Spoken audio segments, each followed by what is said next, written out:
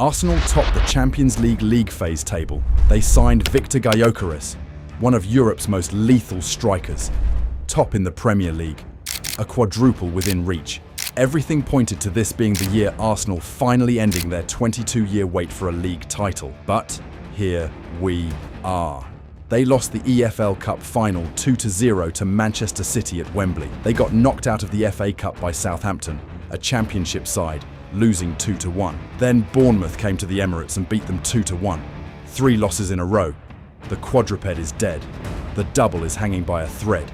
City are closing in fast. So the question is, does Arsenal have a mentality problem? And are they about to pull off the biggest bottle in their history? This is not new territory for Arsenal. In 2022-23, they led the Premier League for most of the season. Heading into April, they had an 8-point lead and looked like champions. Then, the collapse started. They drew 2-2 with Liverpool after leading 2-0. They drew 2-2 with West Ham. Then, they drew 3-3 with bottom-place Southampton. City hammered them 4-1 at the Etihad, and the title was gone. Arsenal finished with 84 points, a total that would have won the league in most other seasons. They did everything right except finish. In 2023-24, they improved massively. 89 points.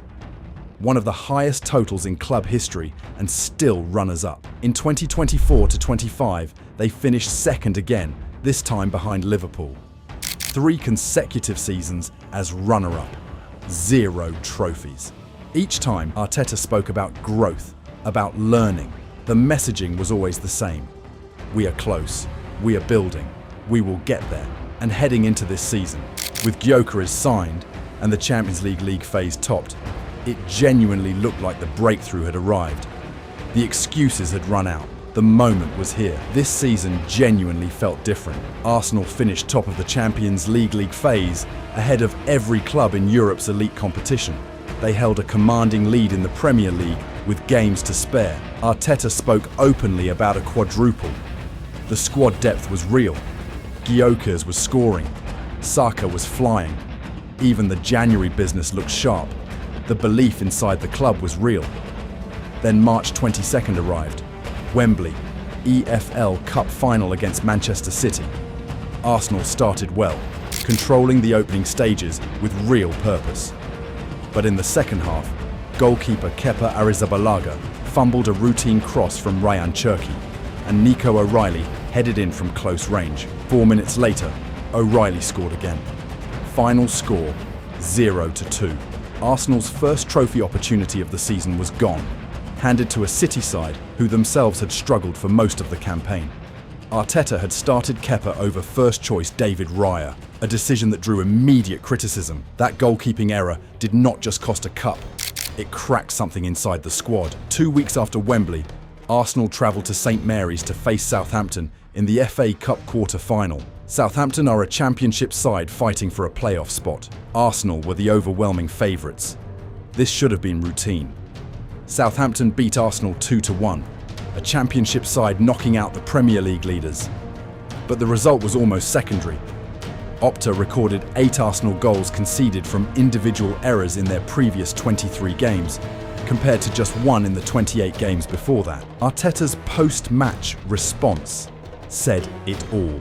Let's look at ourselves in the mirror. A manager telling his own players that 2 weeks before a Champions League quarter-final. That is not a team that is fine.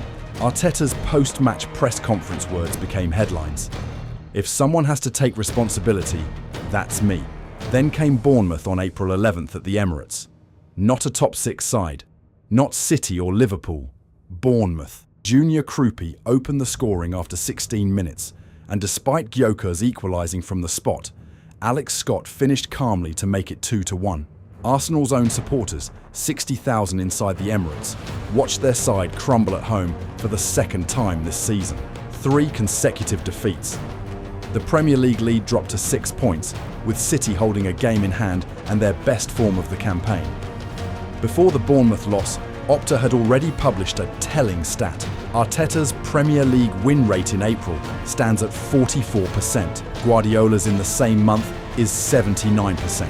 It is not a coincidence. It is a documented pattern, and it appears at exactly the moment the season reaches its most critical point. City beat Chelsea the day after Bournemouth to close the gap further. Then Arsenal hosted Sporting CP in the Champions League's second leg, holding on for a 0-0 draw and winning 1-0 on aggregate, but it was not convincing. Sporting, a side that had not won any of their last 10 games played in England, hit the woodwork and created genuine chances. Arsenal scraped through on the result of the first leg rather than the merit of the second. The relief inside the Emirates at the final whistle said everything. They have reached their second consecutive Champions League semi-final. It's the first time in their history they have achieved that back-to-back. That is a genuine landmark. But the semi-final is also the stage where they were eliminated last season. With form this shaky heading into the last four, confidence is a serious question.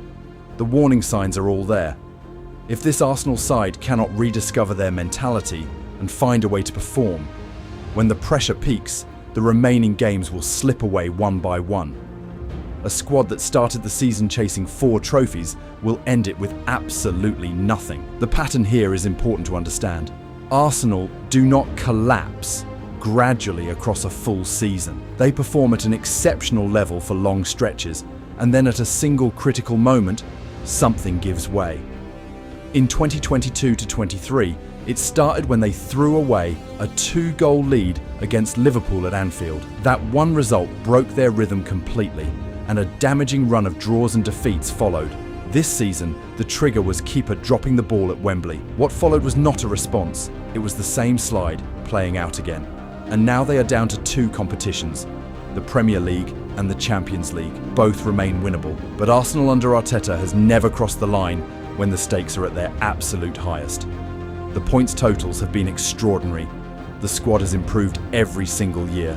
But when the defining moment arrives, a cup final, a critical home match, a must-win, the reaction has been fragile, not fearless. That is the core of the problem. It is not about quality. This squad has quality. It is about what happens inside the minds of these players the moment the pressure reaches its peak. If City overtake them in the league and they fall in Europe too, this will not simply be another near miss. It will be the most embarrassing collapse in Arsenal's modern era. A 22-year title drought, a squad loaded with talent, a 9-point lead entering April, and nothing to show for it. That would be historic, and not in the way any Arsenal fan wants. Arsenal are still in this. A 6-point lead with games remaining is not finished. The Champions League semi-final is a genuine opportunity, but the margin for error is completely gone. Every remaining match is now a final, and the question every Arsenal supporter is carrying right now is the same one that has haunted this club for 3 consecutive seasons. When the pressure reaches its absolute peak, do Arsenal have the mentality to close it out? Because this squad is talented enough to win both competitions. The Premier League title has not been lifted in 22 years. The Champions League has never been won.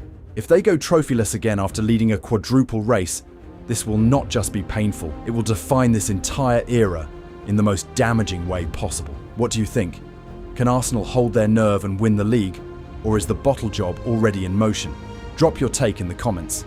And don't forget to like the video and subscribe for more honest football breakdowns like this. Thanks for watching. See you in the next one.